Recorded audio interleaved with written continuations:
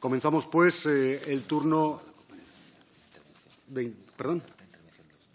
Exacto. Vamos a comenzar, entonces, ya la intervención del compareciente y, como le decía, señor Sanz Roldán, tiene usted 10 minutos, cuando quiera.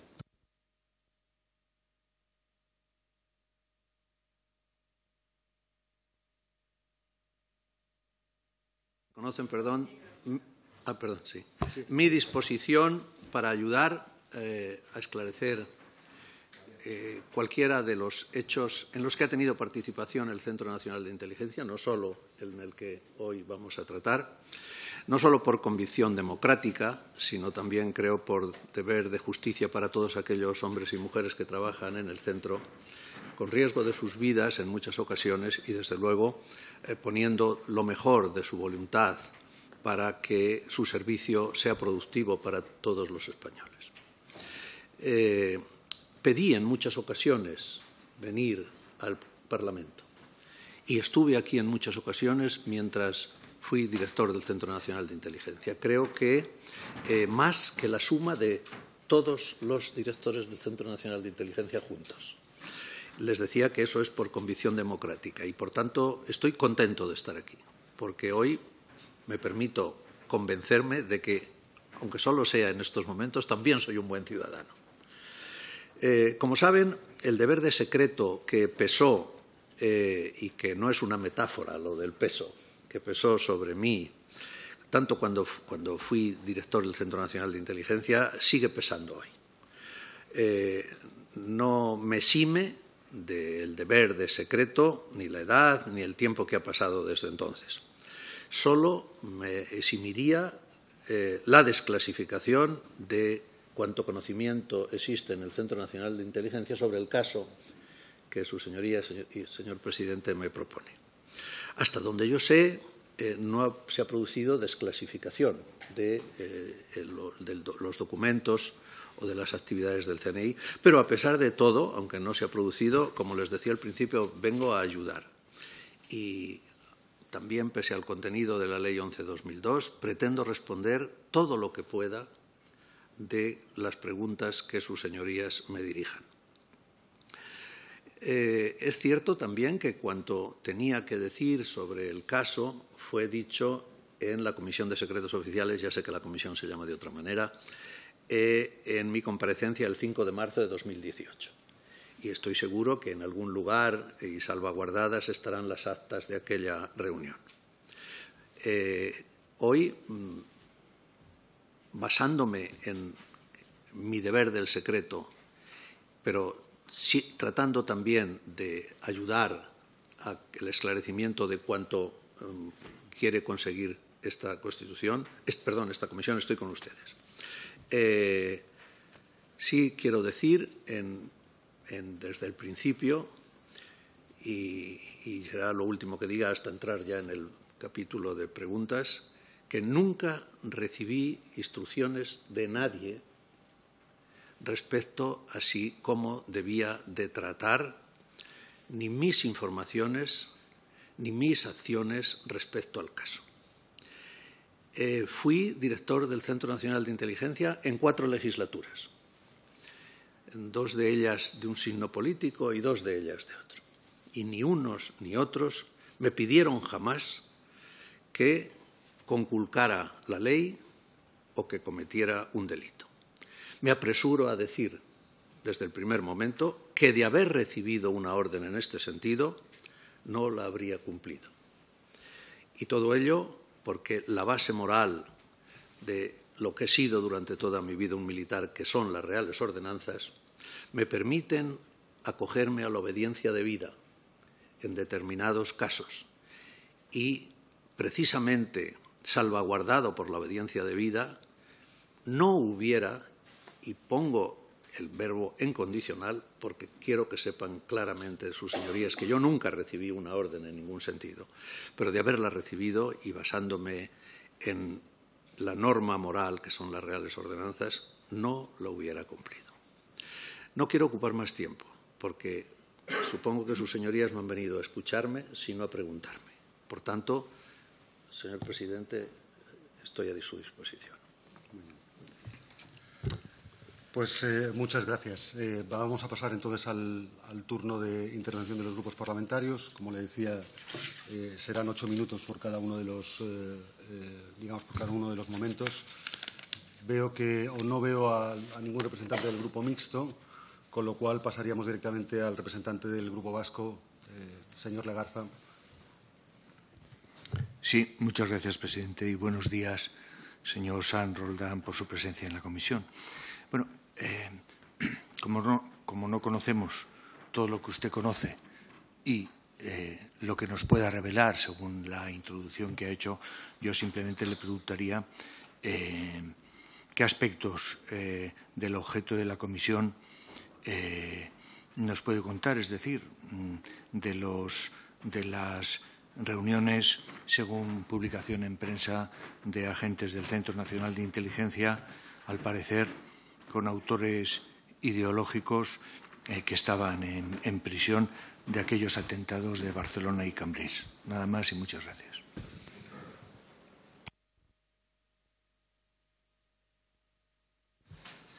Muchas gracias. Creo que no falto al deber de secreto si le digo que, efectivamente, miembros del Centro Nacional de Inteligencia visitaron al señor Es-Sati durante su tiempo de prisión en Castellón, en la cárcel que creo que tenía el nombre de Castellón 1. No estoy muy al día en la denominación de las prisiones. Esto el CNI lo admitió. Lo admití yo mismo en declaraciones no muy formales, pero a los medios de comunicación, y así está recogido en la prensa y en algunos medios, no prensa, sino televisión y radio en aquellos días.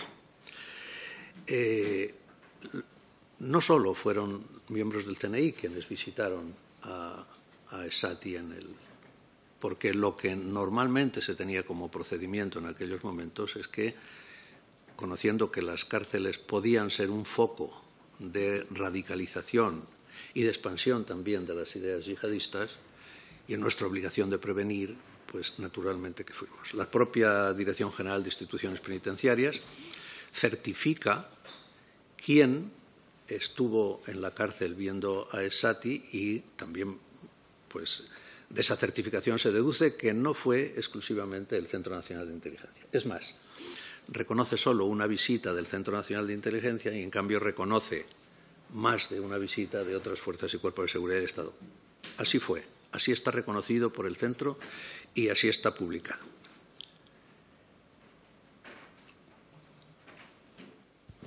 Sí, ¿qué otras fuerzas y cuerpos de seguridad del Estado o policías autonómicas, según su conocimiento, visitaron al señor Es-Sati en Castellón? De nuevo, acogiéndome a que, en fin, está publicado y, por tanto, si es público, pues ya no es secreto. Existe un certificado de la Dirección General de Instituciones Penitenciarias diciendo quién fue a ver a Es-Sati. Y la Dirección General prevé, en razón de los documentos de identificación que se exhibieron, que al menos recibió a agentes de la Guardia Civil. Pero no dice el certificado, que es público también, que fueran, si hubo de otros fuerzas y cuerpos de seguridad del Estado, visitas. De hecho, la visita de la Guardia Civil es una inducción en razón del documento o de los números de documento que se manejaron, que parece ser que son los normales existentes en la Guardia Civil. Pero, repito, así es como lo manifiesta un certificado de la Dirección General de Instituciones Penitenciarias, que supongo que podrá estar a disposición de cualquier miembro de esta comisión si lo desean, porque no es un documento clasificado. Sí. Los agentes o el CNI, ¿es un comportamiento habitual el visitar a personas privadas de libertad en centros penitenciarios vinculados al yihadismo? ¿Y en cuántas ocasiones sucede esto? Sin entrar en detalles concretos de personas. el dato de en cuántas ocasiones es prácticamente imposible. Yo no lo conozco. Podríamos, a lo mejor, revisando los documentos del CNI, hacer una lista de a cuántos y en cuántas ocasiones. No, quería preguntar si es una rutina o este caso era un caso, digamos, no rutinario, es decir, que habitualmente no se visita, o es un comportamiento habitual visitar a personas presas de libertad, privadas de libertad en centros penitenciarios. La pregunta es por qué específicamente se selecciona a esta persona. No, la realidad es que no se selecciona a esta persona porque el comportamiento general era que cuando una persona que podía tener ideología relacionada con el yihadismo y conocido también que en determinados lugares se hacía proselitismo en beneficio de las ideas yihadistas, entonces, siguiendo su labor de protección y de prevención, el Centro Nacional de Inteligencia iba a ver si realmente se daba ese caso o no y de darse a investigar hasta dónde llegaban, del mismo modo que se hacía en otros lugares. Sí. Pongo, por ejemplo, las mezquitas. Sí. Pero no era el procedimiento, no es que se fijara un centro penitenciario o una época o un lugar, sino que dentro de la labor de prevención del centro, cuando se detectaba en un lugar la posibilidad del proselitismo que les indico o de la expansión de ideas yihadistas perniciosas para nuestra seguridad y peligrosas desde el punto de vista de la seguridad, y en algún momento se tuvo efectivamente la convicción de que los lugares desde donde se irradiaba más el yihadismo eran los centros penitenciarios. Por eso, efectivamente, se vigilaron. Pero debe quedar claro que no era indiscriminadamente, sino que cuando se intuía o se veía la capacidad que desde un centro penitenciario existía para la expansión del yihadismo, naturalmente. Sí, ¿cuántas veces, señor Roldán o San Roldán, se le visitó a esta persona? Presumo que no rompo el deber de secreto si le digo que 2 veces, o como mucho 3. 2 veces, me parece que estaba 3. Publicado 4 veces. Usted cerciora que podrían más ser de 4, 2, no lo sé. Más de 2. Lo que es verdad también es que, fíjense, el director del Centro Nacional de Inteligencia, sea quien sea, no puede ir al micromanagement de todas las operaciones. Ojalá que pudiera tener una capacidad de ir a todos. Tengo confianza en los subordinados, la cadena de mando estaba bien templada, sabían su oficio, sabían cómo hacerlo. Entonces, bueno, yo el decirle a sus señorías, si fueron 2 o 3, no es que me esté acogiendo al deber de secreto, es que sencillamente no lo sé. Pero sé que de ese orden. Sí, por lo que están publicadas 4, sí. Usted dice 3, vamos a decir, a más de 2. 4, bueno, más de 2. Y usted nos ha dicho en la anterior respuesta a mi pregunta que las visitas no eran indiscriminadas, sino que iban direccionadas cuando se presumía que había una posibilidad de proselitismo. Entonces, mi pregunta es si se le visita más de 2 veces, es que se confirma que había una actividad de proselitismo, porque si no entiendo que como eran inicialmente direccionadas, pero si se testa que efectivamente no había ninguna actividad de proselitismo, mi pregunta es ¿qué les llamó la atención para visitarle más de 2 veces cuando la primera visita ya es direccionada? Ojalá las cosas fueran tan fáciles como de una primera entrevista saber cómo piensa o cómo puede obrar una persona, porque no sería solo la necesidad de un servicio de inteligencia, no es solo saberlo, sino saberlo con seguridad, porque tiene que después decirle al gobierno dónde hay un problema o dónde no lo hay. Entonces, más bien la interpretación que se puede dar, y yo así la doy, de estos más de una visita, es verdaderamente llegar al fondo de lo que podría ocurrir en ese mismo lugar con la expansión del Islam. Pero no sé no tengo yo la interpretación que su señoría tiene, sino simplemente la de poder llegar mejor a definir los parámetros del riesgo. Presidente, veo que se me ha acabado el tiempo y no voy a hacer no sé más si tiene preguntas. alguna otra cuestión. No voy a hacer más preguntas. Vale, perfecto. Se lo agradezco. Pasaríamos entonces al representante del Grupo Euskal Herria Bildu. Señor Iñárritu, cuando quiera. Muchas gracias, presidente. Buenos días, señor Sanz Roldán. Bienvenido.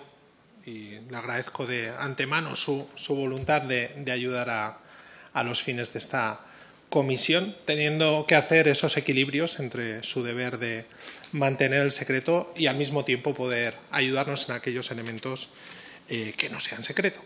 Mire, usted señalaba que no era secreto el número de veces que el Centro Nacional de Inteligencia se reunió con este señor.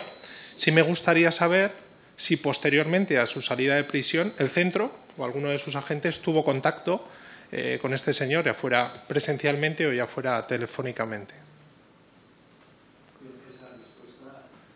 Esa respuesta está resuelta en mi comparecencia en la Comisión de Secretos y solo puedo hacer que dirigirme a ella.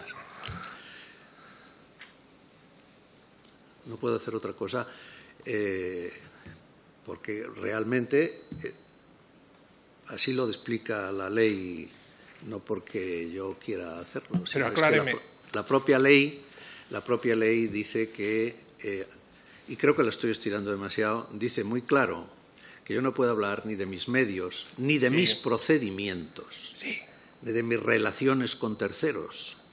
Elija su señoría de esas tres cuestiones que prohíbe la ley, ¿a cuál se quiere acoger? Pero general, a lo mejor a la de mis medios no, pero a la de mis procedimientos y mis relaciones con terceros es obvio que sí me puedo acoger. General, pero acláreme si ha podido relatar las veces que se reunió el centro con este señor en prisión y no está desclasificado, no es una materia. Sí se puede contar las veces que ha sido en prisión, ¿por qué no se puede contar las veces que no ha sido en prisión? ¿Cuál es el elemento que varía? Digo, sí, pues, estamos ante la misma situación. Es muy fácil, señoría, porque la respuesta que yo le he dado es en alusión a algo público, algo que ya se sabe, que han publicado los periódicos, que ha publicado... Y en cambio, los contactos que haya podido haber, repito, que haya podido haber, que yo no certifico en absoluto, posteriormente a los contactos en la cárcel, son materia clasificada que está, además, contestado en la Comisión de Secretos.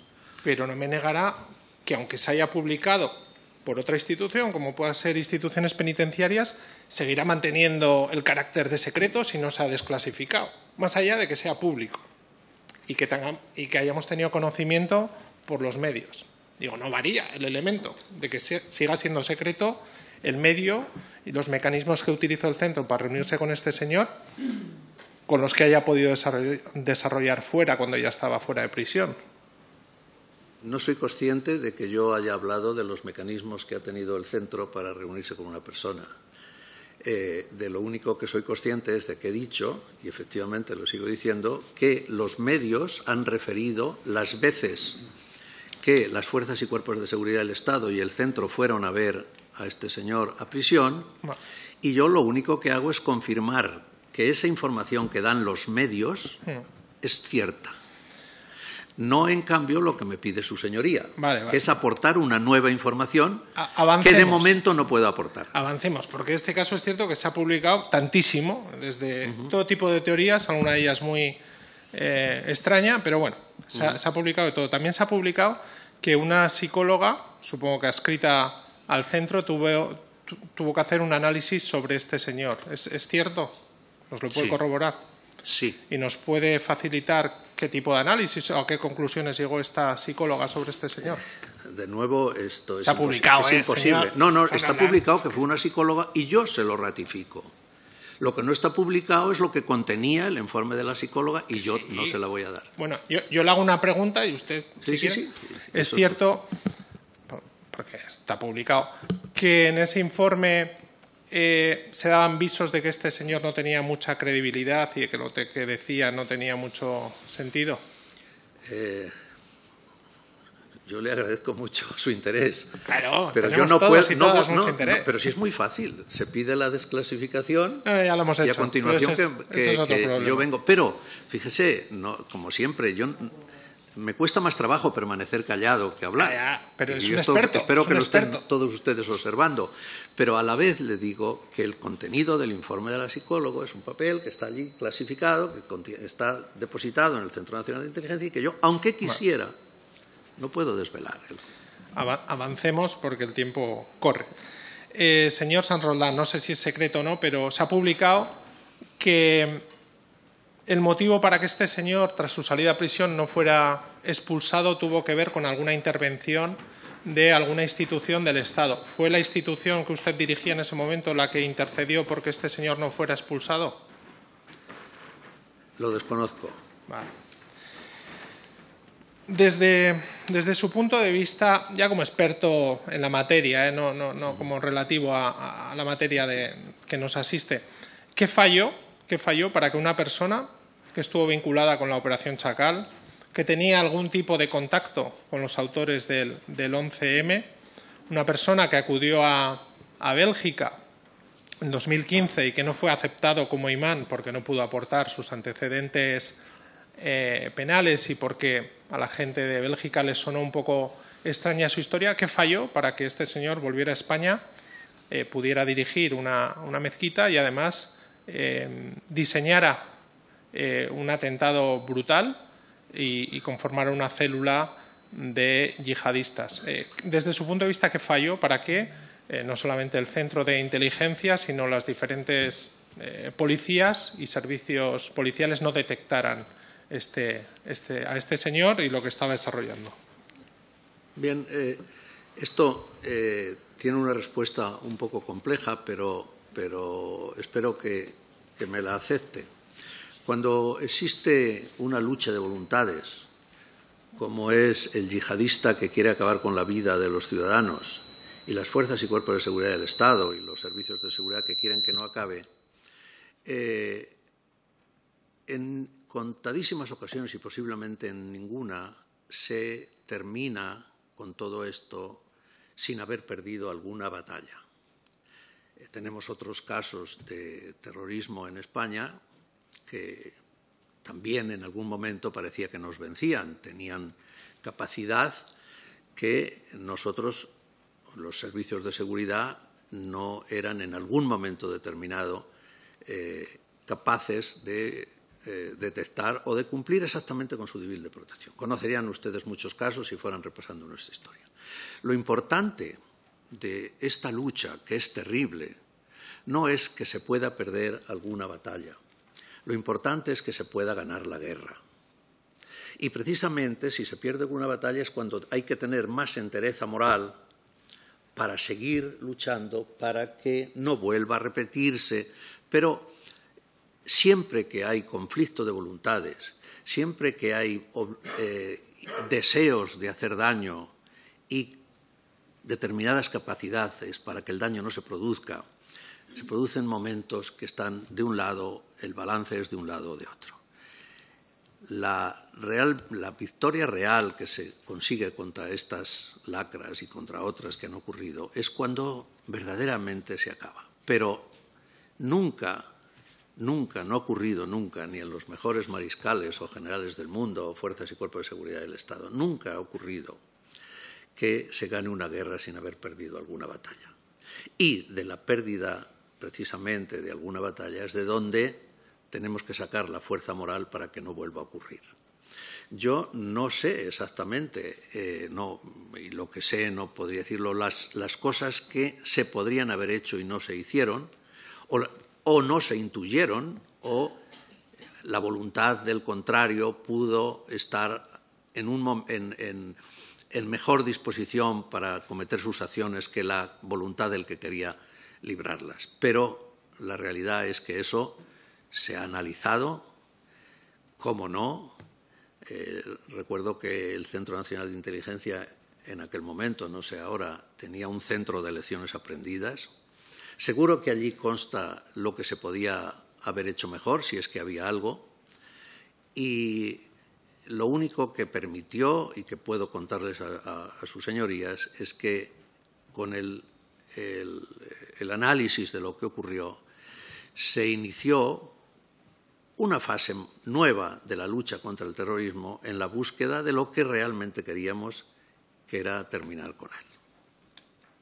Efectivamente, existirá un documento de lecciones aprendidas, como de todas las operaciones que hace el CNI. Pero no puedo añadir nada a este asunto. Sí, señor San Roldán. Acabo con una última pregunta y es, mire, debido a la, como señalaba usted, a que no se ha desclasificado, además de manera incomprensiva, el material que se había solicitado, no podemos ir más allá de saber cuál era o cuál fue la relación del Centro Nacional de Inteligencia con el señor Exati, cabeza pensante de ese atentado y dirigente de esa célula terrorista. Pero sí me gustaría saber, desde su punto de vista, y como señalaba antes, este caso, como en todos los grandes atentados que ha habido, que todos tienen una teoría de la conspiración por detrás, pero el hecho de que no se haya desclasificado esta información, desde mi punto de vista, alimenta a todos esos sectores que quieren generar todo tipo de ideas alternativas o incluso teorías conspirativas. ¿No considera usted que sería beneficioso, esto lo vuelvo a repetir, por el cargo que ha tenido, que un gobierno cualquiera desclasificase toda aquella información, cubriendo o tapando aquellos datos que pudieran afectar el desarrollo de sus servicios, para precisamente dar transparencia, garantías y acabar con todas esas teorías que se alimentan por medios de comunicación, por partidos o por personas que de alguna manera afectan a la credibilidad de un gobierno o de lo ocurrido? Muchas gracias. Mire, lo que me pide es que valore un acto de gobierno, cosa que no he hecho en mi vida y naturalmente no la voy a hacer. Era una hipótesis de trabajo, digo, no sobre este caso, sobre los casos que afectan. Tampoco. No sé, que ya no está en el campo. No soy quien para criticar una acción de gobierno. Supongo que su señoría lo entiende. El gobierno hará lo que crea oportuno hacer y se someterá después al escrutinio de los ciudadanos. Pero de momento... Que es usted muy ágil, pero que era en términos de hipótesis. Le agradezco no sobre esto, no sobre esta materia. Le agradezco el cumplido, pero es todo lo que puedo decir. Muchas gracias y le volveremos a invitar una vez que se desclasifiquen los documentos. Será un honor volver. Gracias, señor Iñárritu. Gracias, señor San Roldán. Tiene ahora el turno de palabra la representante del Grupo Junts per Catalunya. Señora Calvo, cuando quiera. Sí. Moltes gràcies. Faré la intervenció en català. Li dono temps al senyor San Roldán. Sí, no entenc. Li demano a la presidència que no faci córrer el temps fins que el senyor San Roldán no estigui preparat.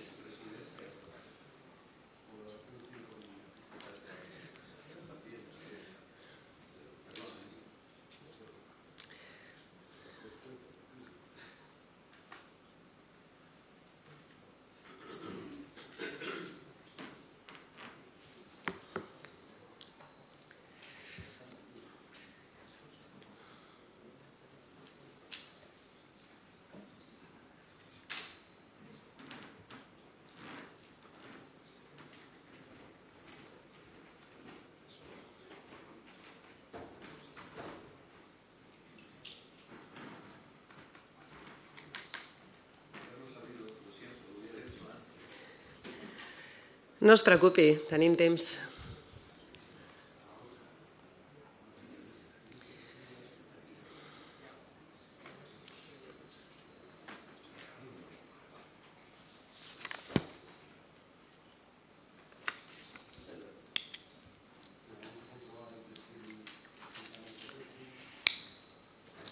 Sí, està escoltant correctament? Sí? Perfecte. Molt bé. Bé, començaré dient que ara mateix, sincerament, no em puc treure del cap les famílies de les víctimes dels atemptats terroristes del 17 i 18 d'agost del 2017. No me les puc treure del cap. Perquè aquesta comissió ens havia de posar en camí cap a la veritat i ho està fent, destapant una veritat inqüestionable, i és que quan és Catalunya la que pateix el terrorisme, l'Estat no li reconeix el dret a la veritat. La ministra de Defensa, Margarita Robles, va dir que no tenien res a amagar. Aleshores, comencem preguntant per què no s'han desclassificat els documents pactats, els documents que s'havia dit que es desclassificarien. Quines veritats incòmodes s'amaguen? Fa 2 mesos el govern espanyol es va comprometre, com dèiem, a desclassificar en aquesta comissió els documents que demostrarien que l'imam de Ripoll, el cervell dels atemptats del 17A a Barcelona i a Cambrils, era confident del CNI o col·laborador del CNI. No ho ha fet. Vàrem demanar la transcripció de les entrevistes de l'imam Essati, que vostè acaba de reconèixer que van existir, que ja se sabia perquè van sortir al judici del 17A amb membres de la Guàrdia Civil i amb membres del CNI. No tenim la transcripció d'aquestes entrevistes. Després de mesos esperant que el Consell de Ministres desclassifiqués la documentació sobre l'imam de Ripoll, tenim només un document de 6 pàgines que ve a dir que no poden dir res fins que no es desclassifiqui. Com vostè està aprofitant en aquests moments per no explicar absolutament res de rellevància davant d'aquest cas. No volem, i ho volem deixar clar, com proposa el Ministeri de Defensa, acabar la Comissió de Secrets del Congrés. No volem això. Volem llum i taquígrafs. Estem farts que quan es tracta de Catalunya uns acabin tapant les vergonyes dels altres i que això passi des de fa 45 anys. Per tant, m'agradaria fer-li tot un seguit de preguntes que segurament amaguen veritats incòmodes. Però abans vull recordar que en aquells atemptats hi va haver 16 persones mortes. Hi va haver 300 ferits de 35 nacionalitats. Vostè deia ara, fa un moment, que l'important no és que es pugui perdre alguna batalla, sinó guanyar la guerra. Per nosaltres, a Barcelona, a Cambrils, a Catalunya, va ser molt important que es perdés aquella batalla, perquè va haver-hi moltes víctimes. Per tant, és extremadament greu el que està passant avui en aquesta comissió d'investigació, que els grups parlamentaris haguem arribat aquí sense la desclassificació dels documents demanats. I, per cert, mentrestant, Collboni, actual alcalde de Barcelona, i Illa mantenen silenci. Entenem que això és un insult a la vergonya de totes les víctimes. Passo a fer-li aquestes preguntes que, com diem, pensem que amaguen veritats incòmodes. En quin moment Abdelbaki Essati va passar a ser confident o col·laborador del CNI? Admesa, com acaba de fer vostè, aquesta relació amb membres del CNI i de la Guàrdia Civil. Acaba de reconèixer que el van visitar, que els havia arribat, i això és molt important, això és rellevant, que tenia ideologia, que podia tenir ideologia relacionada amb el jihadisme. A quina conclusió van arribar després d'aquestes visites?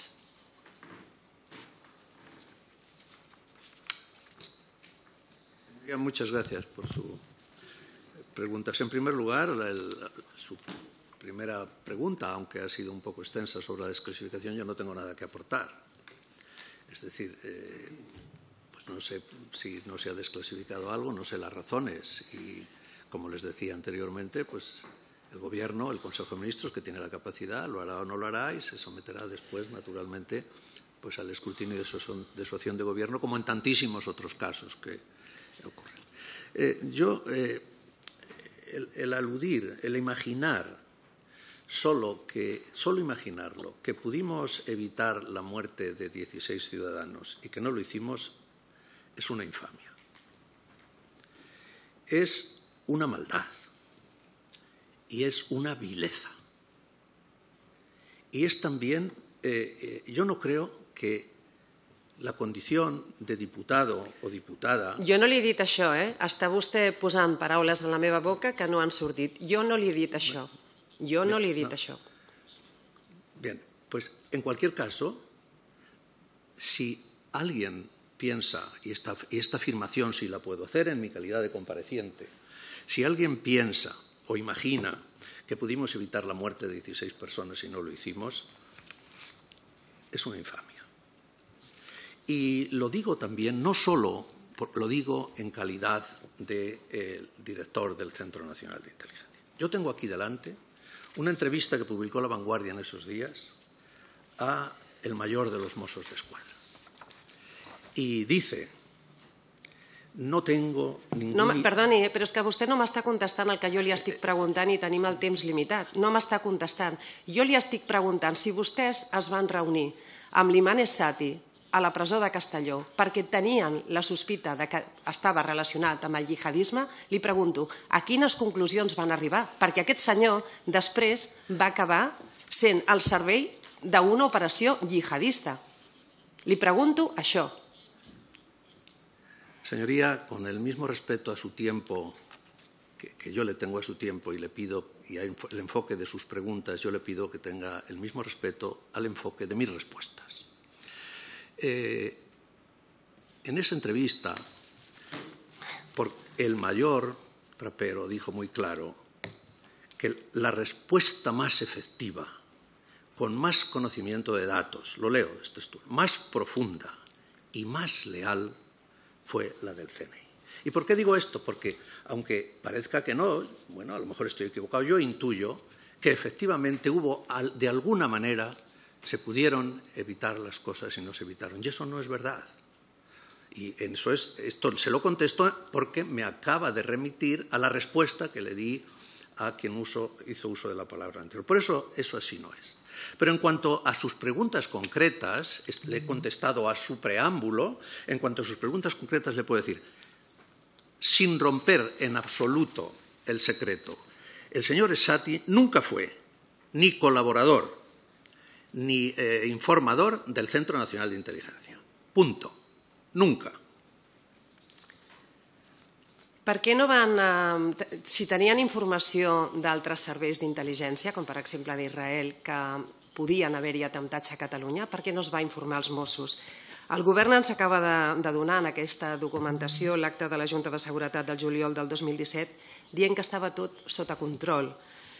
En aquelles dates s'estaven justament preparant els atemptats del 17 i 18 d'agost a Barcelona i a Cambrils, que havien de ser atemptats de grans proporcions, recordem-ho. Els objectius eren o el Camp Nou o la Sagrada Família.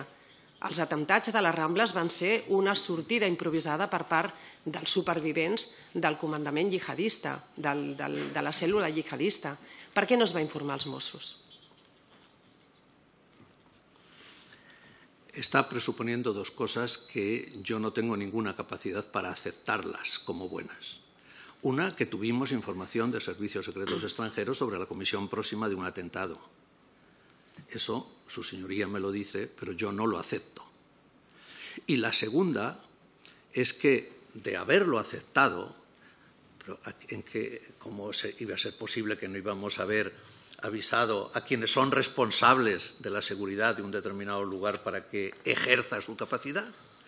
Vuelvo un poco a mi respuesta al preámbulo. De haberlo sabido, ¿cómo alguien concibe que no lo hubiéramos puesto en marcha el procedimiento rodado, establecido, ensayado, para que se evitara ese atentado? Pero, señoría, ¿de verdad cree? Míreme. Por favor, de verdad, míreme a la cara y dígame que yo pude evitar un atentado y no lo evité. No, jo li pregunto, tot un CNI que s'havia entrevistat en diverses ocasions amb l'Imam Essati no sabia que s'estava preparant un atemptat, no sabien. Tot un CNI no sabia tot el que estava passant des de la casa d'Alcanar, totes les compres que s'estaven fent a través d'internet, d'explosius, tot el lloguer de cotxes, la compra de bombones de votar. Tot un CNI no ho sabia, li pregunto.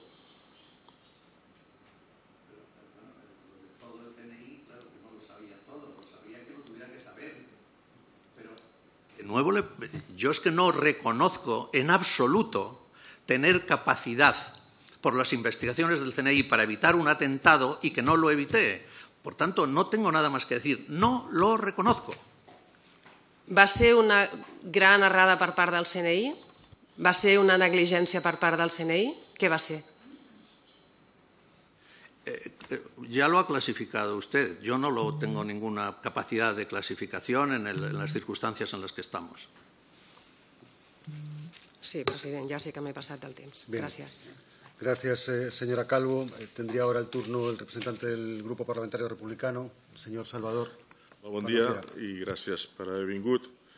De moment, i pensant en les víctimes i en la ciutadania, no sé, no acabo de veure-ho clar. No acabo de veure-ho clar, això. Què és un confident? Però pensant en la gent que no sap res, què és un confident del CNI? Li pregunto, si pot explicar didàcticament què és un confident. Bien, tampoco había venido a esto, pero un Hombre, confidente no, en es general, fácil, y es fácil. en general y explicado muy en términos de andar por casa, un confidente es aquella persona que proporciona una noticia o un informe de interés para una investigación y que no lo puede o no lo quiere hacer por métodos abiertos. Perfecte.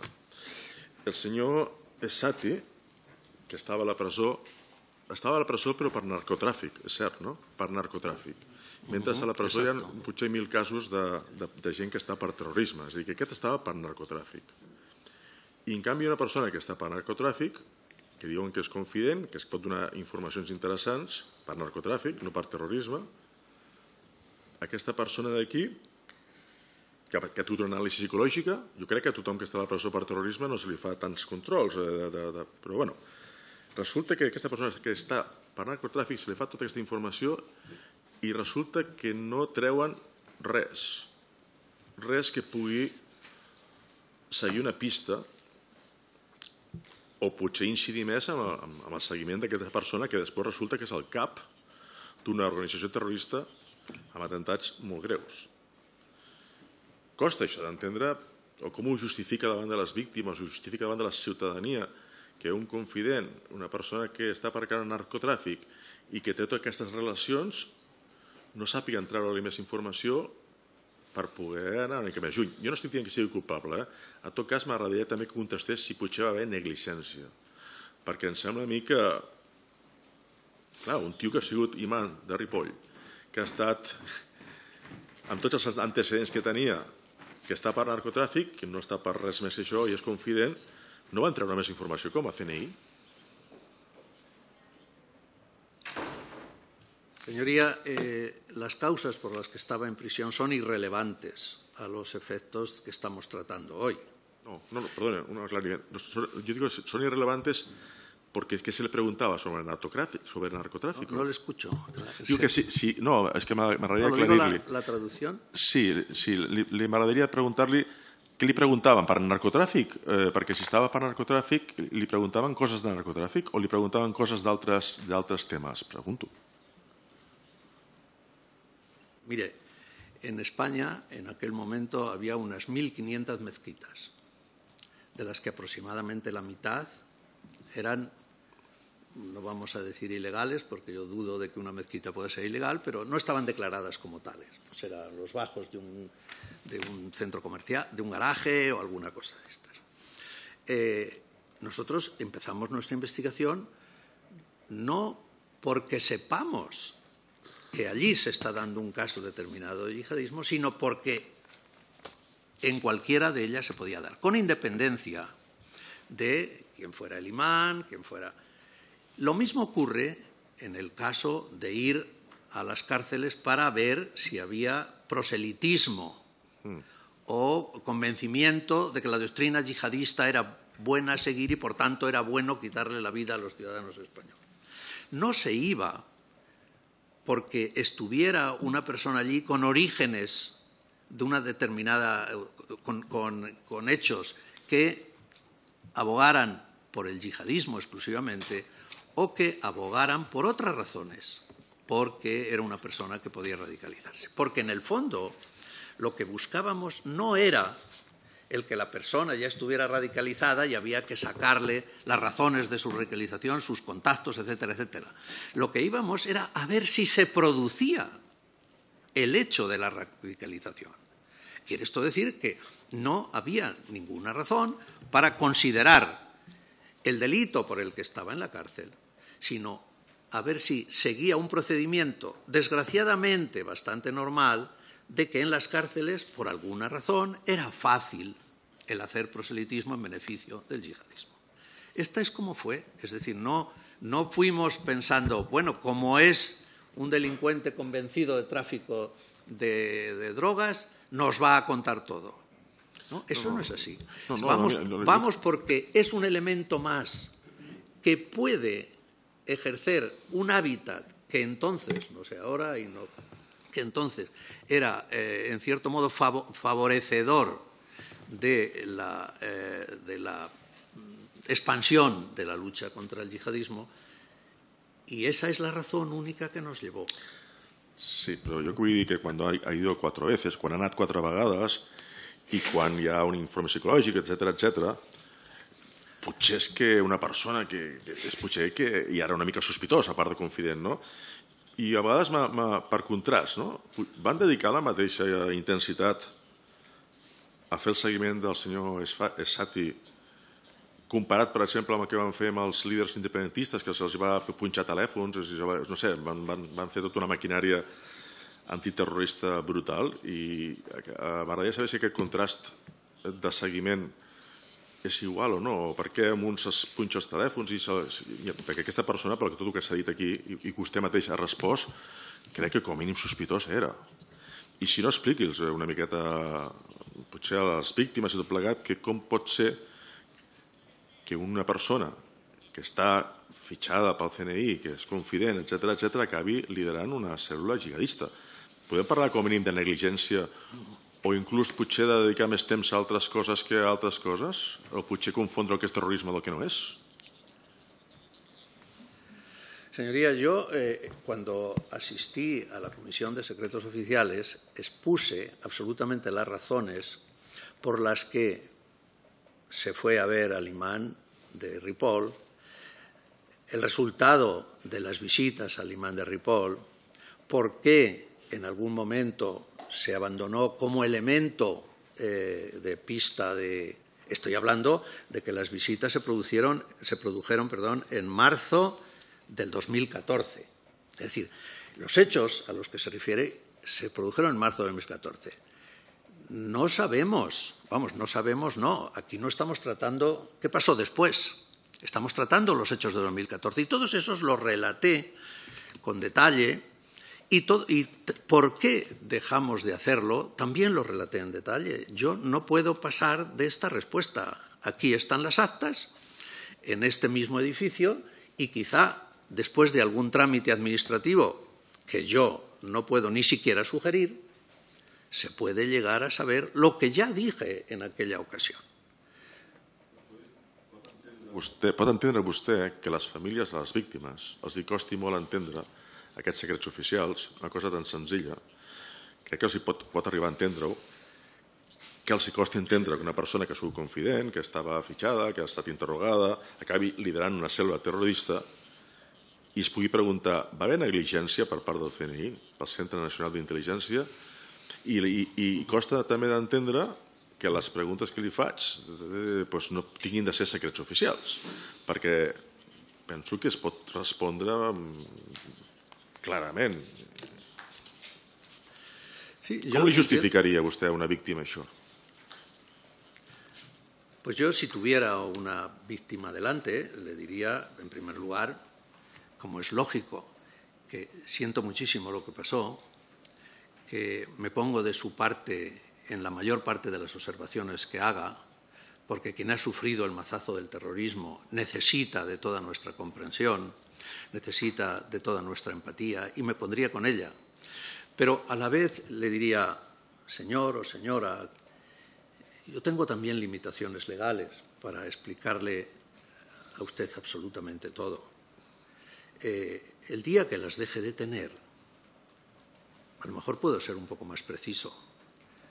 De momento yo también le diría, se lo digo con todo el corazón, yo le diría, míreme a la cara y piense si puede haber habido alguna voluntad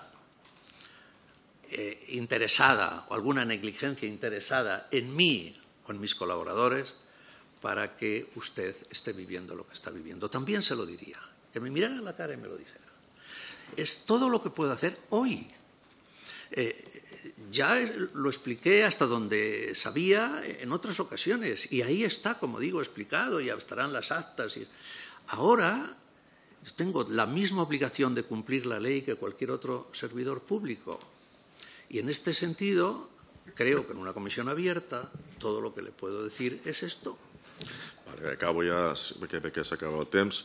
La col·laboració amb els Mossos va ser fluida en aquest cas? Va tindre accés a la fitxa de SAT, etc. M'interessa bastant perquè era una cosa que també s'ha publicat i s'ha comentat que no es compartia la informació del CNI amb els Mossos d'Esquadra, que és la policia del meu país. Bien, aquí tengo, luego si quiere se la puedo dar. No sé si la ha leído usted, la entrevista de La Vanguardia. ¿Quién mejor que lo diga el jefe de los Mossos? El jefe de los Mossos dice lo que... Tengo varias copias, no sé si quiere, pero bueno, no creo que sea necesario. El jefe de los Mossos dice esto: la respuesta más efectiva, con más conocimiento, más profunda y más leal fue la del CNI. ¿Se puede añadir algo a esto? Dicho por el mayor jefe de los Mossos en aquellos días. Yo creo que es incuestionable. Ahora, mire, también podrá, sin duda, su señoría preguntarle a él si verdaderamente esto que dijo es cierto o no, pero lo dijo, lo publicó en La Vanguardia, lo dijo para todos los españoles. Solo se lo preguntaba usted, nada más. Ya, pero yo me acojo, efectivamente, quien era destinatario de mi colaboración... Resumiendo, hubo una buena colaboración y no hubo negligencia por parte del CNI como respuesta, ¿no? Yo le estoy diciendo... Usted perdón, su señoría me pregunta por la colaboración y yo le digo cómo la valoró, quién la recibió. ¿La negligencia sí o no? Pero, ¿de verdad que...? El tema de quizás podrían haber hecho algo más en el caso teniendo controlado al señor Esati o no. Pero no, es que cuando dice por tener controlado al señor Esati ya la pregunta tiene otro sentido. Porque lo que me está diciendo, negligencia sí o no, hay una respuesta dolorosísima, pero es que nadie que se dedica a la seguridad quiere que se produzca un atentado. Y cuando se produce, todos esa noche no dormimos diciendo, ¿hay algo que podía yo haber hecho que no hice? Naturalmente. Pero cuando me dice si la causa de esa negligencia es cómo tratamos al señor Esati, eso aquí no tiene respuesta. Espero que no solo sino todos sus señorías entiendan la diferencia. Que hubo negligencia o cualquier otra cosa, o falta de sabiduría, o falta de oficio. Algo ocurrió cuando estamos para que los atentados no se produzcan y se produjo. Pero ahora, si me dice, en relación con el SATI o con la colaboración con los Mossos, otros temas que aquí se han tratado, yo ya la pregunta no le respondo de la misma manera, sino que le respondo que no hay respuesta en abierto, aunque la puede haber en otras circunstancias. Vale, muchas gracias. Gracias también, señor Salvador. Tendría ahora el turno el representante del Grupo Parlamentario Sumar, señor Badía. Muy bien. Muchas gracias, señor Félix Roldán, por estar aquí. Y espero que si se desclasifican los documentos, pues evidentemente podamos volver a tener esta conversación porque me parece muy pertinente. También usted lo ha dicho que está aquí también por respeto a todos los empleados públicos del CNI y creo que también las víctimas hoy se merecen un respeto y en el fondo están en esa búsqueda, como comentaba mi compañera Pilar, en esa búsqueda del derecho a la verdad. Y también yo creo que añadiría un tercer objetivo que es si podemos mejorar y fortalecer la coordinación entre los distintos cuerpos de seguridad. Usted aquí ha hecho yo creo que me he marcado dos afirmaciones muy contundentes y muy claras que creo que son fundamentales en una parte de los trabajos de esta comisión y espero que la desclasificación las pueda corroborar. En primer lugar, ha dicho que no ha recibido ninguna indicación política, que nunca la recibió, y en segundo lugar, creo que lo ha repetido varias veces, que el CNI en un caso identificó actuaciones que podrían haber impedido el atentado y no las llevó a cabo, con lo cual, con la información que usted tenía, actuó de la mejor forma que sabía. Creo que eso es lo fundamental en el acceso a la verdad y ahora necesitamos que la credibilidad que usted hoy nos ha intentado trasladar, pues hacerla llegar, quizás con más información, con más documentación, porque creo que ahí radica uno de los elementos que va a pivotar en esta comisión. Sí que me gustaría, y creo que sus respuestas nos ayudan, aunque a veces parece que la pregunta pueda querer introducir otras teorías, su respuesta nos ayuda a aclarar si es así o no es así, ¿no? Es verdad que cuando miramos toda la documentación, ¿no?, del permiso de residencia de larga duración de Al-Sati, la tarjeta de identificación de 2013, el permiso de protección internacional de 2014, solicitante de asilo en 2014, la anulación de la petición de expulsión en 2015, da la sensación pues, que esta persona, que además era convicta, pues podía ser confidente de algún cuerpo de seguridad, quizás no del CNI, pero da la sensación que esta persona, con la que ustedes ha confirmado que habían tenido, ¿no?, mantenían puntos de conexión, de encuentro, no quizás con el CNI, pero sí que podía tener algún tipo de vínculo con algún cuerpo de seguridad, porque realmente incluso no llega a solicitar protección internacional y solicitud de asilo, e incluso se le anula la petición de expulsión, ¿no? Yo desconozco, pero esto podría ser un caso típico de un confidente de un cuerpo de seguridad, que se le den a cambio de información este tipo de prerrogativas.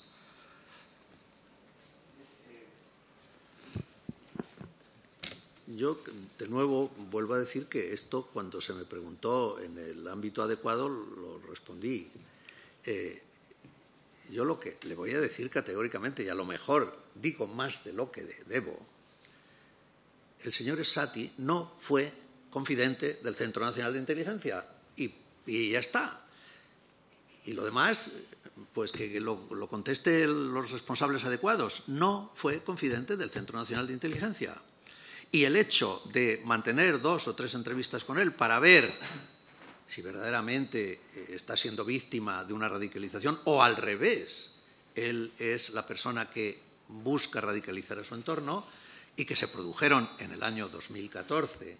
Es decir, pues eso no es en absoluto la descripción de que este señor fue confidente del Centro Nacional de Inteligencia.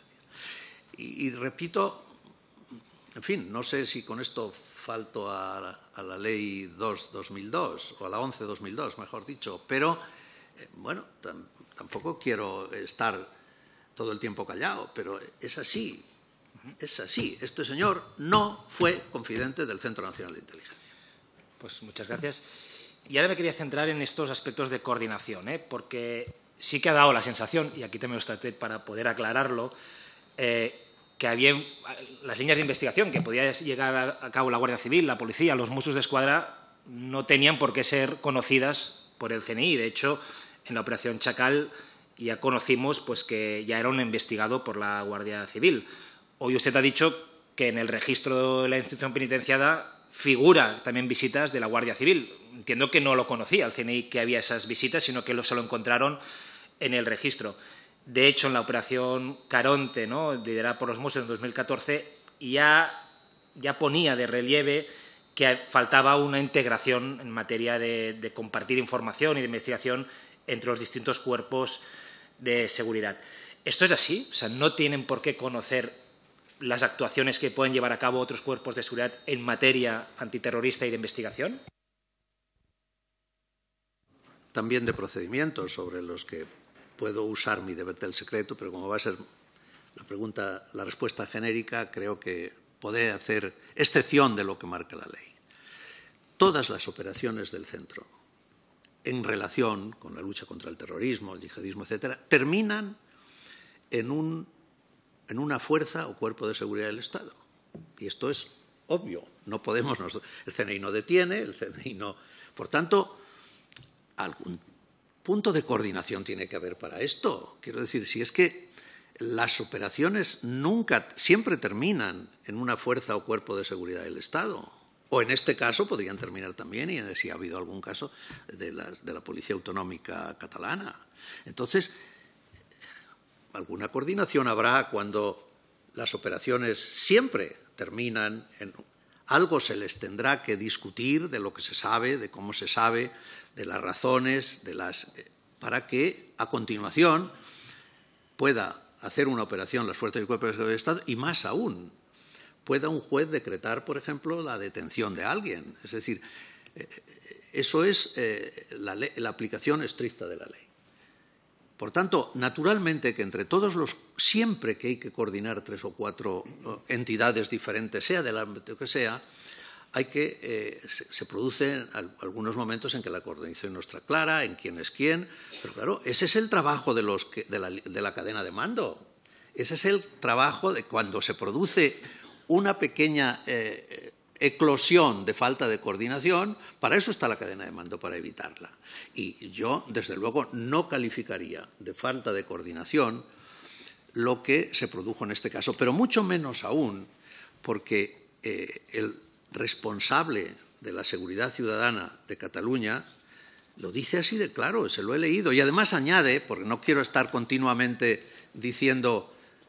haciendo alusión a estas respuestas, no tengo ningún indicio de teorías de conspiración. La única realidad de aquel momento es que el CNI nos ayudó mucho, añade. Claro, si ayudó, bueno, no sé. Yo creo que esas faltas de coordinación que continuamente, porque esto aparece de forma reiterada siempre que se habla de los servicios de información, siempre que se habla de fuerzas y cuerpos, siempre hay un punto que se dice falta de coordinación. Bueno, puede ocurrir, pero para eso está la cadena de mando, para evitarlas y corregirlas. Y esa es la vida. Es decir, no es que hayamos creado 3 organizaciones perfectas que en su funcionamiento no existe ningún error. No hay obra humana así. La labor de la cadena de mando es que cuando aparece algún defecto, entre otros, una falta de coordinación, corregirla. Y aquí no ha pasado nada. Así es como funcionan las cosas, así es como funcionan las organizaciones. Y cuanto más se corrijan sus defectos, mejor es la organización, no aquella que dice no tenerlos. Pues le hago la última pregunta que tiene que ver con esto, porque a mí me ha sorprendido mucho el acta de la reunión de la Junta de Seguridad del 10 de julio de 2017, en la que también estaba el mayor Trapero, que usted hace referencia. Tiene un punto que dice, constatación del buen nivel de colaboración operativa en materia de seguridad. Y uno pensaría, después de leer este punto y ahí las alabanzas de la coordinación, que está todo hecho, bien hecho. Pero luego, cuando siguen los otros puntos de la sesión, mire usted, me gustaría saber su opinión.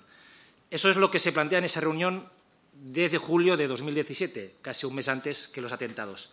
Integración de los Mossos en el Centro de Inteligencia contra el Terrorismo y el Crimen Organizado. Acuerdo por el cual se establecen mecanismos de intercambio de información previstos en el Plan de Prevención y Protección Antiterrorista de 2012. Integración en la Mesa de Coordinación de la Amenaza Terrorista prevista en la Instrucción 5 de 2015.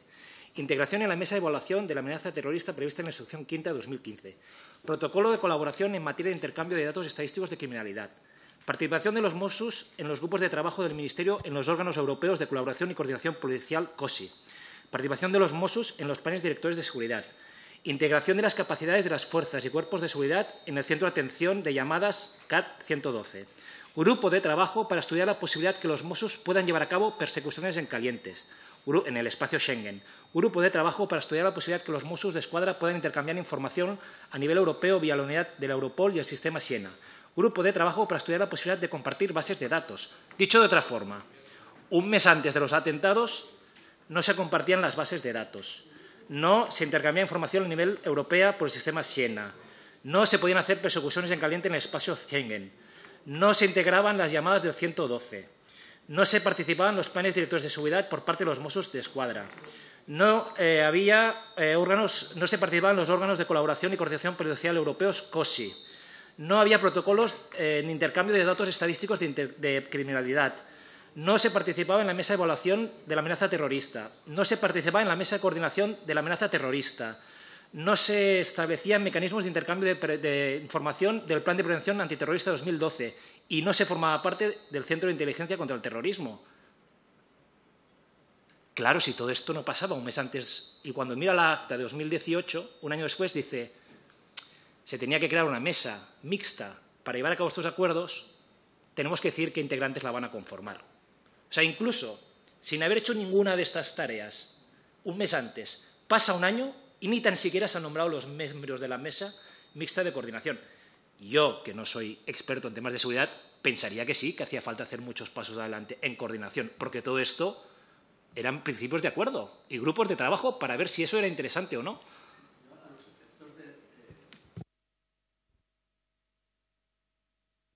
A los efectos de trazar mejor su respuesta, me gustaría que en todas esas acciones u omisiones me dijera cuál es el papel del Centro Nacional de Inteligencia.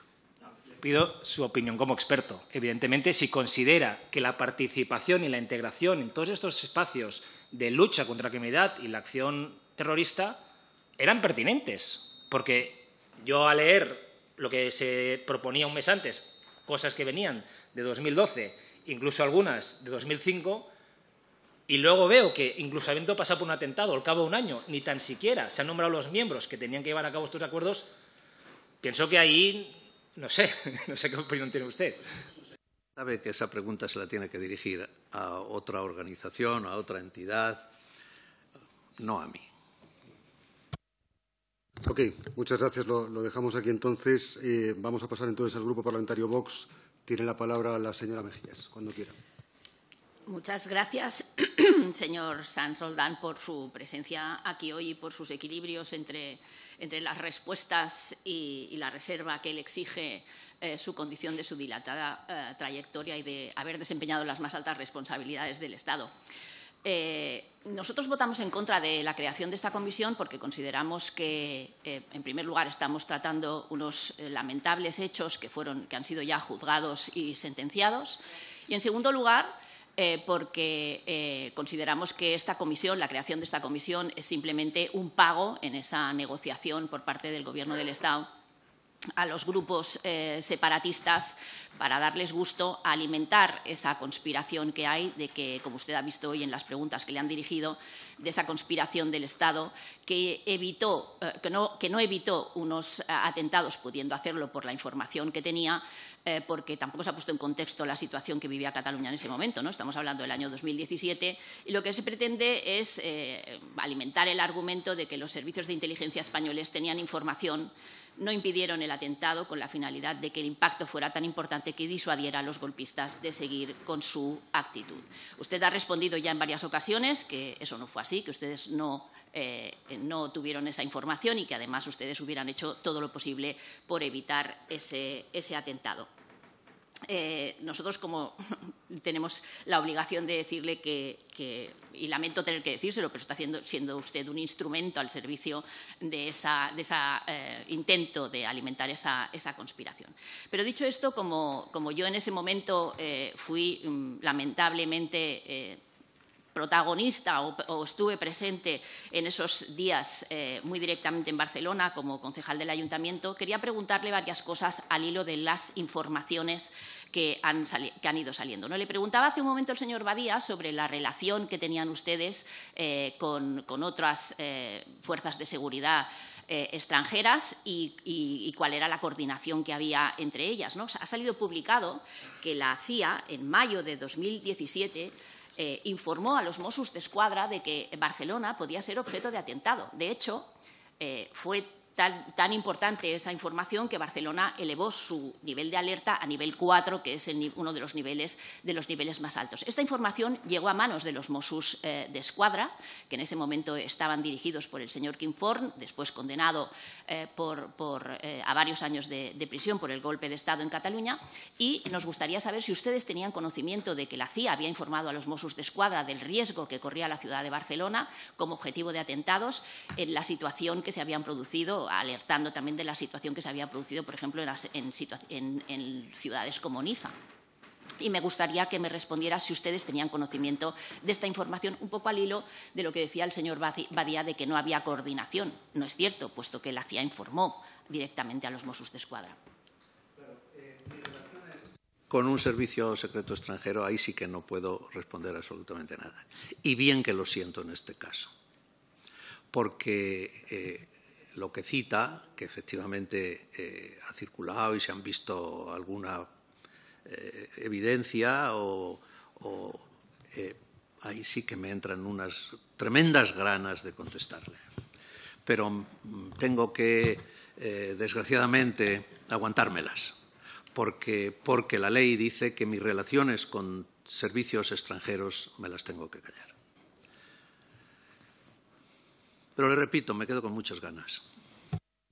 Lo entiendo perfectamente, pero me gustaría que constara en el acta que esta información llegó a los Mossos d'Esquadra y que fue a parar a algún cajón o que no tuvo el efecto que hubiera sido exigible.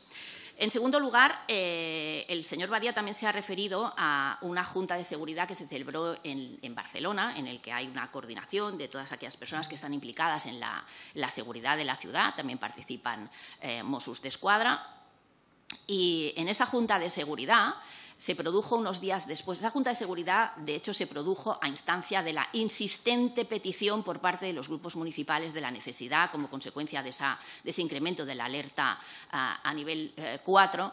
Se produjo esa junta de seguridad, que además no se reunía desde hacía bastante tiempo, para establecer las medidas que pudieran evitar o prevenir. Yo creo que en materia de seguridad lo más importante es la prevención. Precisamente usted se ha referido a ella en muchas ocasiones, para prevenir el que se produzcan delitos y, en este caso, para establecer medidas que pudieran evitar ese atentado, ¿no? Usted conoce que en esa Junta de Seguridad se había solicitado por parte de los diferentes grupos políticos la necesidad de poner elementos disuasorios en los lugares más emblemáticos de la ciudad, como por ejemplo podía ser la Rambla, está recogido, como por ejemplo podía ser la Sagrada Familia o podían ser centros comerciales muy concurridos, y que por parte de la alcaldesa de Barcelona se negó esa posibilidad, alegando que podían generar alarma y que no eran necesarios.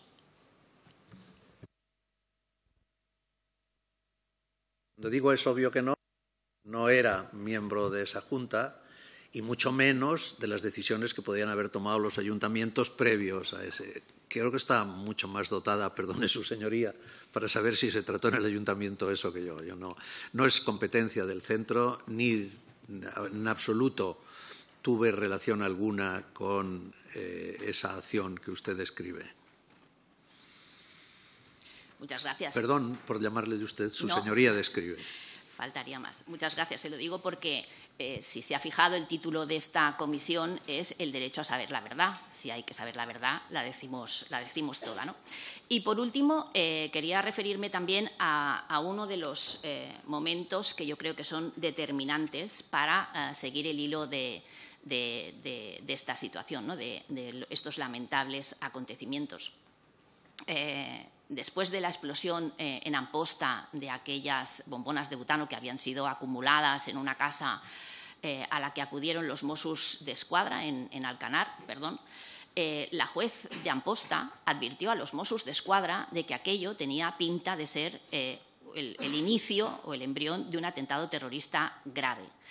La juez de Amposta exigió a los Mossos d'Esquadra o les advirtió de que debían seguir una línea de investigación, porque aquello tenía avisos de ser posiblemente solo el comienzo de un futuro atentado terrorista. Y los Mossos d'Esquadra le dijeron a la juez de Amposta: señoría, no exagere, señoría, no exagere. ¿Ustedes no le dieron importancia a esa explosión y de alguna manera no siguieron el hilo de esa información? Los del centro, pero solo le respondo de forma genérica. Muy raro sería un servicio secreto que viera una explosión como esa y lo dejara absolutamente frío y no hiciera nada. Naturalmente que, sin conocer los detalles, pues claro que se tomaría en consideración, ¿cómo no? Pero ¿qué quiere decir que se tome en consideración? ¿Que al día siguiente ese servicio secreto en particular es ya capaz de descubrir absolutamente todo lo que está alrededor de eso, o eso lleva tiempo, trabajo, un ejercicio de síntesis, bueno, lo que es normal en el trabajo de los servicios secretos? Yo no creo que cuando llegara esa noticia al Centro Nacional de Inteligencia alguien dijera esto es una tontería y lo tirara. No, estoy seguro que lo consideró. Y lo consideró en el marco de todas sus operaciones en la lucha contra el yihadismo.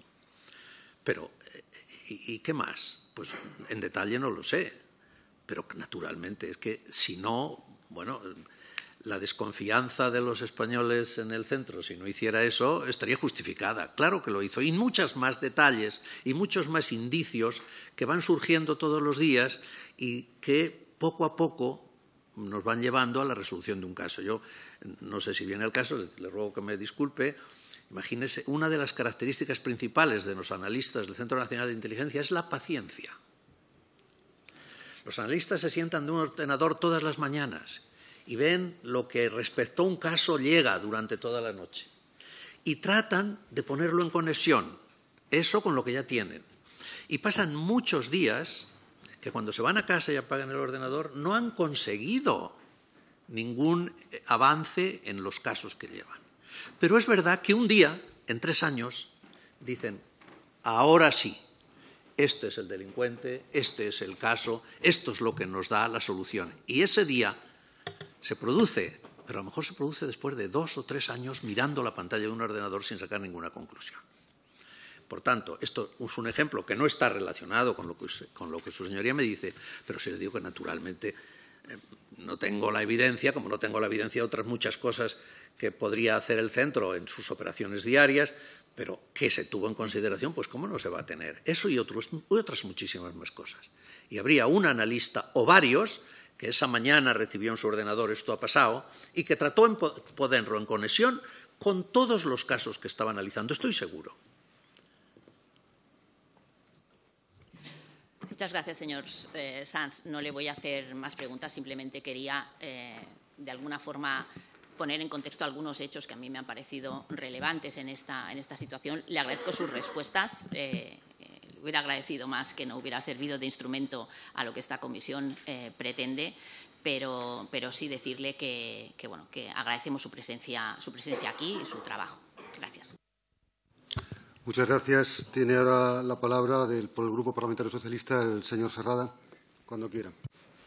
Muchas gracias, señor presidente, y muchas gracias, señor Sanz Roldán, por venir a esta comisión. Bienvenido de nuevo al Congreso de los Diputados. Sabemos que ha venido en diferentes ocasiones para tratar de explicar qué es lo que hace el Centro Nacional de Inteligencia y para tratar de aportar luz, que es hoy de lo que tratamos en esta comisión.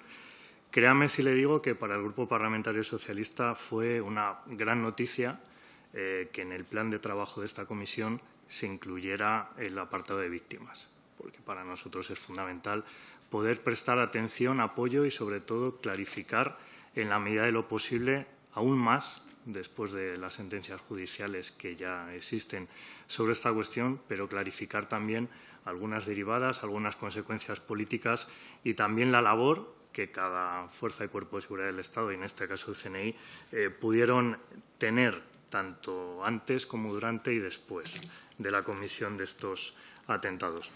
Fíjese, señor Sanz Roldán, que a lo largo de esta comisión se han hecho hincapié en 2 apartados fundamentales y uno que nos llama la atención, y es que parece que el CNI, me permite que sea coloquial en esto, es la madre del cordero de por qué pasaron o por qué no tuvieron que pasar estos atentados. Y fíjese que ha habido 2 posiciones, una respecto a esa teoría conspiranoica sobre qué pasó en estos atentados, pero hay otra que se ha dejado trasladar, que es que el CNI no hizo su trabajo. Y en este sentido sí que ha respondido a la segunda cuestión, pero sí que me gustaría que nos dijera qué tiene que decir respecto a que el CNI no hizo su trabajo. Claro, eso es una apreciación de alguien con pocos datos en la mano para decirlo.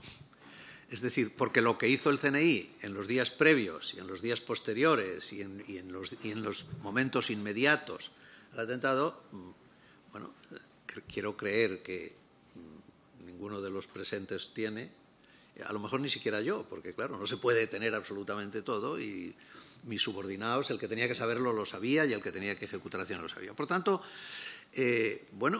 si ustedes tienen la convicción de que el Centro Nacional de Inteligencia no hizo lo que debía, hacen bien en decirlo.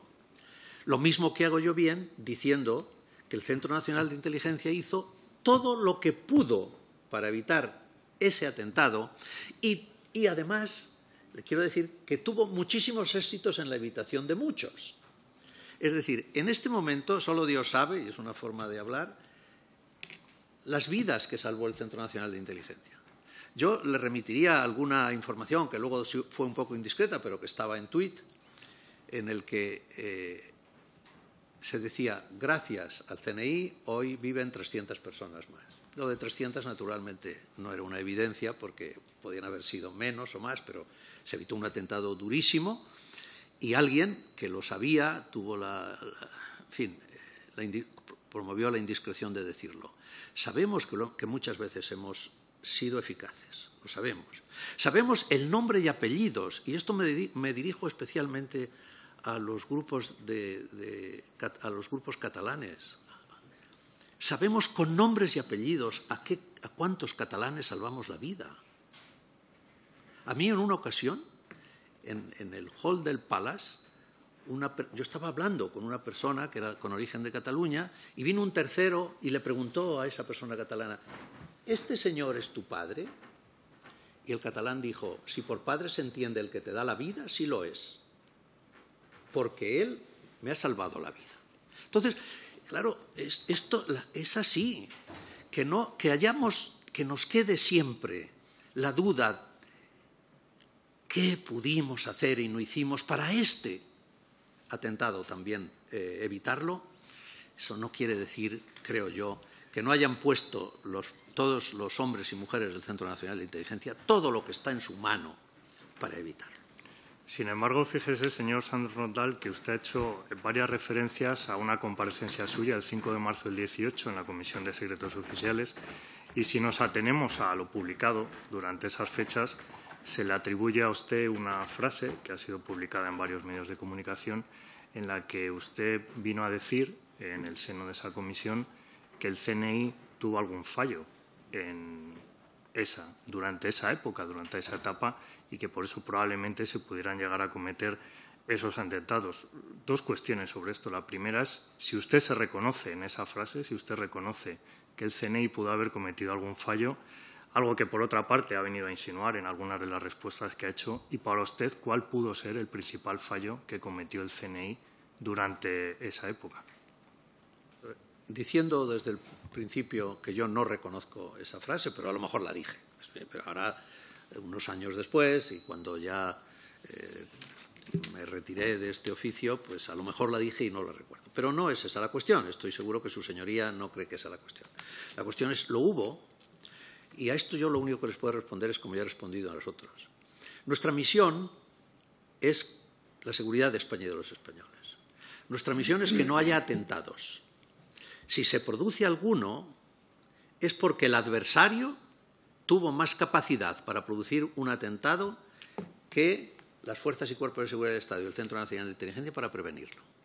Y de eso hay que aprender. Naturalmente que sí, eso es, y es lo que les decía también al principio, que no existe ninguna campaña en la que alguna batalla no se pierda.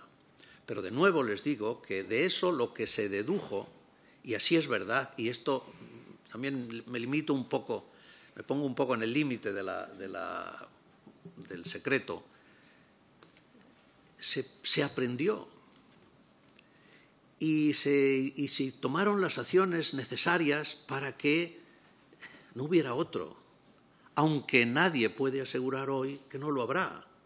Y si de producirse, volverá de nuevo a analizarse hasta el extremo las causas por las que se produjeron y de nuevo volverá el centro y las fuerzas y cuerpos de seguridad del Estado a modificar sus conductas o sus procedimientos para que no vuelva a producirse el siguiente. Y esta es la lucha contra el malhechor.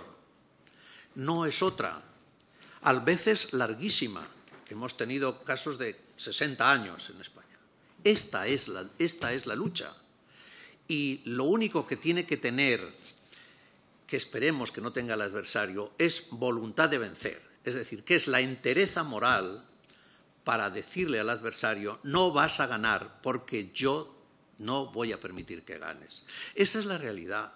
Y el pensar que cualquier servicio de inteligencia del mundo, cualquier esquema de seguridad del mundo, es capaz de evitar todas las agresiones a la seguridad, eso, como bien sabe su señoría, es metafísicamente imposible. Y ese es el elemento en el que estamos y estábamos. Fíjese, señor San Rondal, que hay dos elefantes en esta habitación de los que todavía no hemos hablado, pero que creo que son interesantes que usted también nos traslade su opinión, fundamentalmente porque probablemente sean los dos elementos causales para los que usted está aquí hoy. Uno tiene que ver con un informe que se publicó en el Diario Público en el año 19, es decir, un año después de que usted viniera a la Comisión de Secretos Oficiales, en las que se aportaba demasiada sombra sobre la actuación del CNI, pero fíjese además que es un informe que el propio diario dijo que venía instigado o venía dado desde el Centro Nacional de Inteligencia, un informe apócrifo, por así decirlo, sin firma, sin membrete, etcétera, dando a entender además que es una práctica habitual dentro del propio centro. En este sentido, igual, preguntarle en el mismo sentido si usted se ve representado en ese informe, ¿usted cree que ese informe es un informe veraz? ¿Es un informe que viene elaborado desde el propio centro? ¿Es un informe que se trabajó dentro del propio centro? Y el segundo elefante, el segundo elemento causal, que usted esté aquí, tiene que ver con unas declaraciones que el señor Villarejo realizó en el año 22, a la salida del juzgado tras declarar, en la que a usted se le imputaba prácticamente la comisión de esos atentados y que eso probablemente sea uno de los elementos desencadenantes de esas teorías, en la que estoy de acuerdo con algún miembro de esta comisión, que ya lo ha expresado, en el que creo que cuanta más luz se aporte y más transparencia se aporte, mejor y fundamentalmente para dar respuesta a las víctimas. Mire, yo a lo largo de mis 10 años en el Centro Nacional de Inteligencia aprendí una cosa que para mí, desde luego, no tiene ninguna discusión.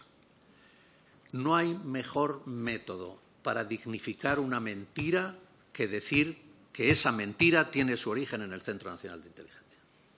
El decir que algo tiene su origen en el Centro Nacional de Inteligencia es lo mejor para dignificar una mentira.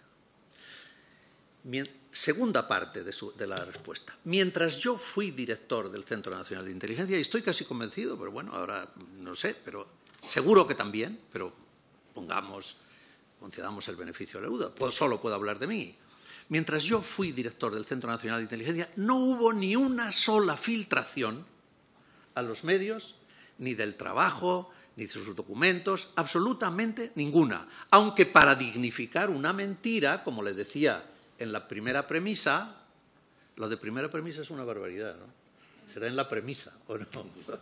Bueno, pues, aunque, como les decía, no hay mejor forma de dignificar una mentira que decir que el origen tiene el CNI. Por tanto, desmiento categóricamente que este documento apócrifo que usted hace mención, tuviera su origen en el CNI.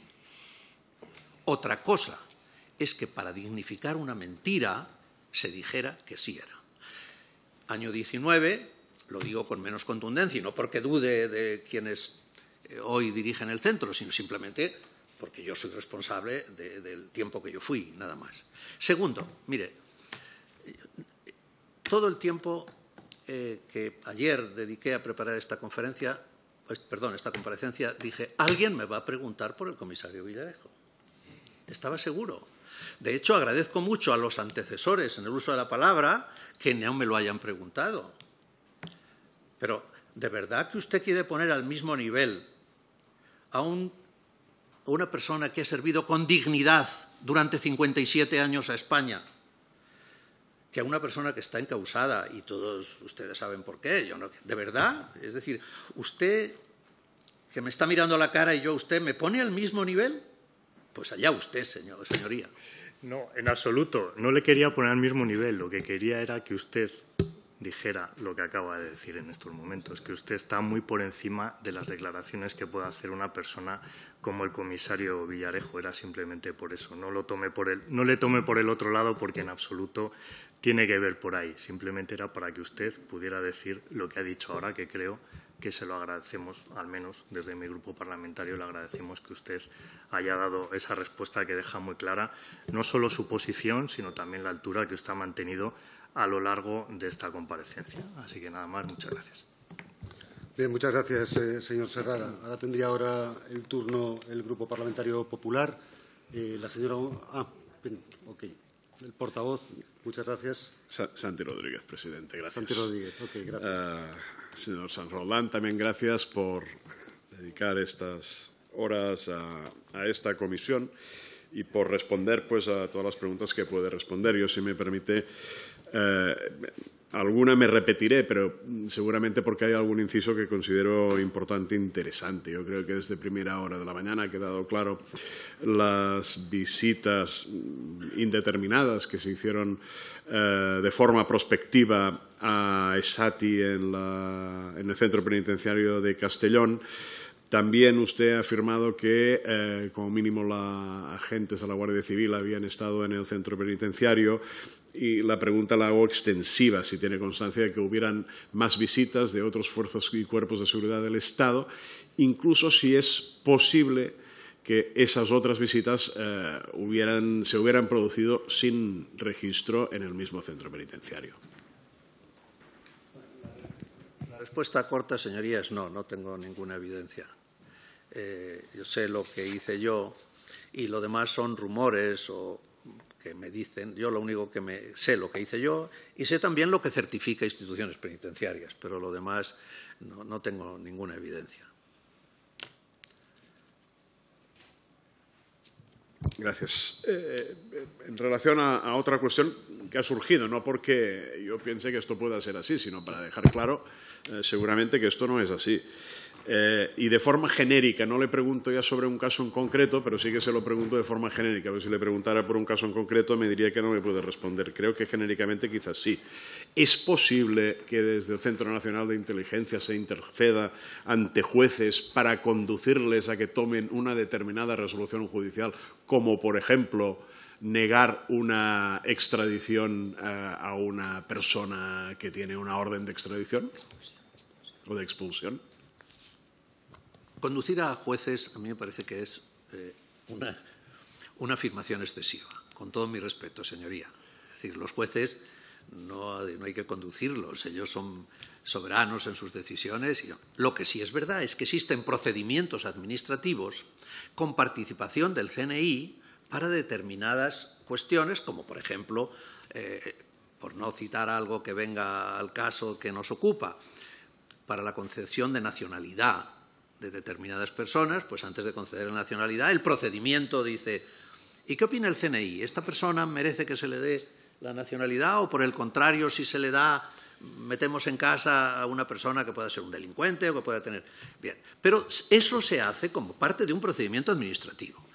Nunca a iniciativa del CNI, y lo que también es cierto es que los jueces preguntan al CNI lo que quieren y que al menos mientras estuve yo tratábamos prácticamente siempre responder. A veces no era posible, pero tratábamos casi siempre responder porque nada hay mejor que la justicia hecha, pero a veces la propia ley nos lo impedía. Pero o se produce un requerimiento de un juez para algo y el CNI tiene la obligación de responder hasta donde es posible. Y segundo, hay procedimientos administrativos en los que participa el CNI. Ahora, quitando esas dos situaciones, hasta donde, desde luego en los 10 años que yo fui jefe, nunca se fue a hablar con un juez para decirle que debería tomar una decisión en un sentido u otro. Precisamente yo no le hacía la afirmación, se la hacía con interrogación, porque en el ambiente ha quedado que quizás alguien había influido en un juez determinado para que no atendiera una determinada orden de expulsión precisamente del imán Esati, ¿no? Precisamente por eso le interrogaba. Ha salido durante la sesión también otra cuestión que creo que es interesante, que es en relación a la comunicación de la CIA en mayo de 2017, y a ustedes le han preguntado si usted tenía conocimiento de que si les llegó a los Mossos, y su respuesta correcta es usted no puede hablar de las relaciones con agencias internacionales, y nos parece correcto. Ahora, la pregunta es más simple. ¿Esa notificación de la CIA o de una agencia de la CIA la recibió también el CNI? Está publicado. No sé si lo puede ratificar o no lo puede ratificar. Porque nos consta, según se ha publicado, lo recibió Mossos, lo recibió el CITCO, lo recibió el CNI, lo recibió la Guardia Civil, lo recibió la Policía Nacional. Aunque no puedo hablar de las relaciones con servicios secretos, si todo eso que publica sea cierto, ¿no piensa que hay demasiada indolencia que recibiéndolos tantos como los recibimos nadie hiciera nada? ¿O no fue por indolencia? Eso es lo que a mí me gustaría aclarar en un lugar en el que no puedo aclararlo, que es este. Me gustaría aclararlo, claro que sí, pero no puedo aclararlo aquí. No pudo haber tanta indolencia en tantos. Por algo, tantos, como dice el periódico o los medios que su señoría haya leído, algo habrá ahí que explicar. Porque de verdad consideran o piensan que todas las fuerzas y cuerpos de seguridad del Estado y el Centro Nacional de Inteligencia y otras organizaciones dedicadas a la lucha contra el terrorismo fueron tan indolentes como que sabiéndolo no hicieran nada. ¿Todos? Algún truco habrá. No, si bien es cierto también que todos los implicados, al menos los que han tenido voz en relación a esta comunicación, reconocen que aquella alerta no tenía un fundamento sólido y que no tenía tampoco ninguna relación con lo que pocos meses después terminó pasando en la Rambla. Seguramente hubiera sido una cosa anecdótica si después no hubiera pasado lo que realmente pasó, pero realmente estando como estábamos en aquel momento en alerta 4/5, pues también sorprende que una nota de estas características, especialmente porque se citaba expresamente la Rambla de Barcelona, que es donde ocurrió lamentablemente el atentado, pues los que tenían seguramente más relación directa no tomaran absolutamente ninguna precaución, ¿no? Y una última cuestión.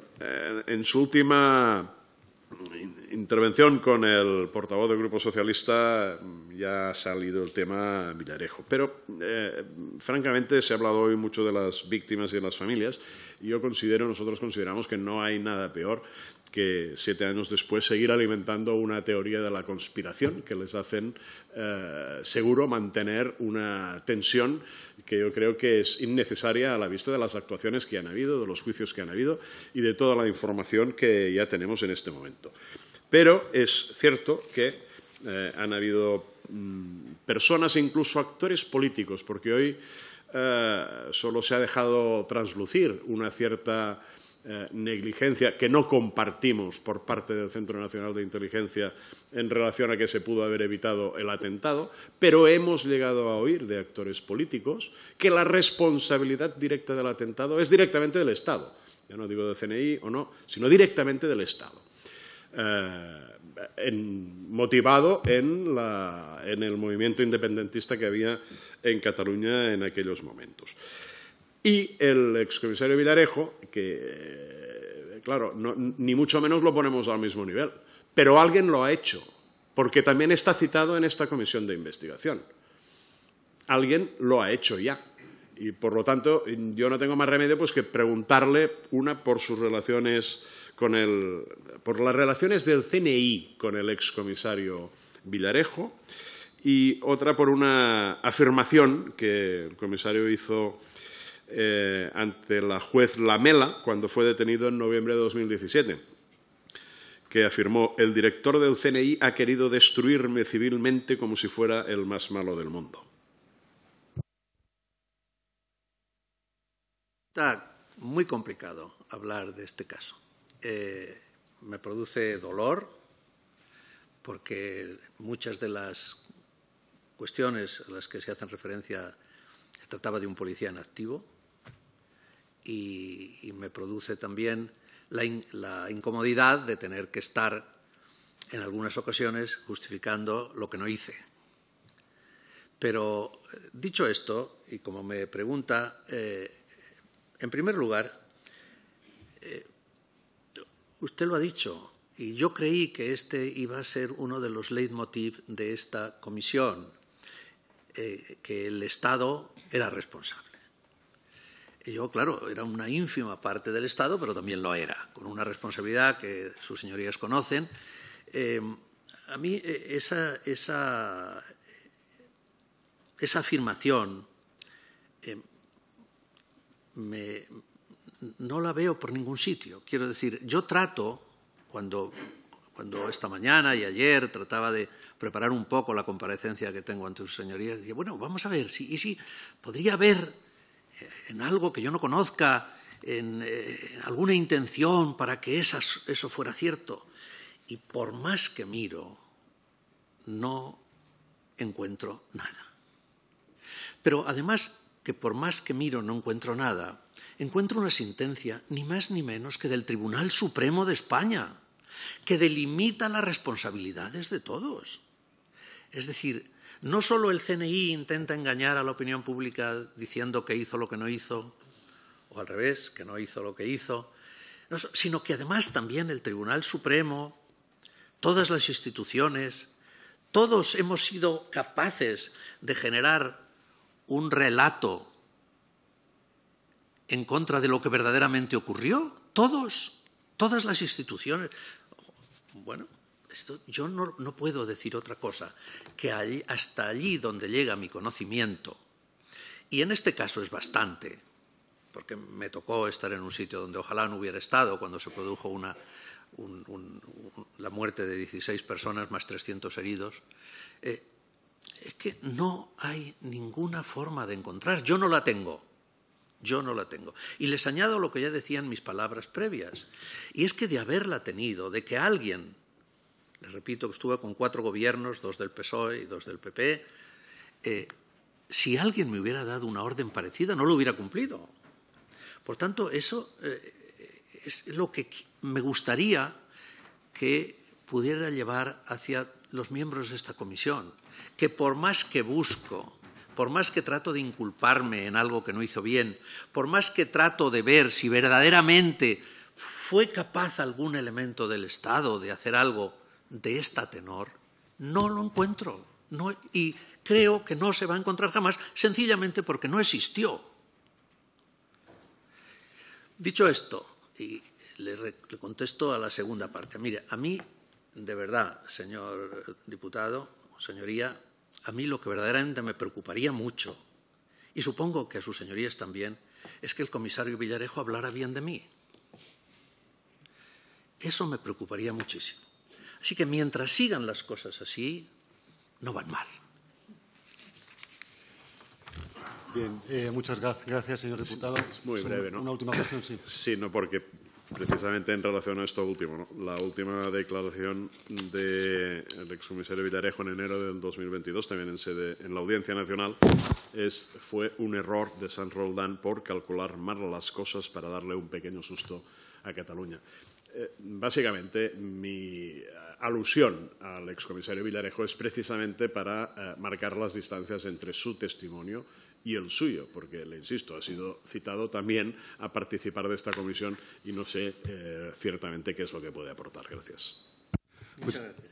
Muchas gracias, señor Rodríguez. También muchas gracias al señor Sanz Roldán por dedicarnos esta larga mañana, casi 2 horas de comparecencia. Y, bueno, pues todo lo que haya podido aportar a los trabajos de esta comisión será de agradecer, ¿no? Por lo demás, de nuevo, en nombre de la comisión, le agradezco. Vamos a hacer un pequeño receso. Vamos a suspender la sesión por 5 minutos, no más, porque se nos ha ido un poco el tiempo y, de hecho, vamos a tener que recortar un poco en la siguiente comparecencia, precisamente para que nos dé tiempo a todos, ¿no? En la primera no he querido coartar a nadie, he querido que el general nos pudiera ilustrar con todos los detalles posibles, pero me temo que, como en la segunda comparecencia vamos a tener que terminar sí o sí a las 12 por el tema del Pleno, ahí vamos a tener que recortar. En todo caso, 5 minutos de receso. Muchas gracias.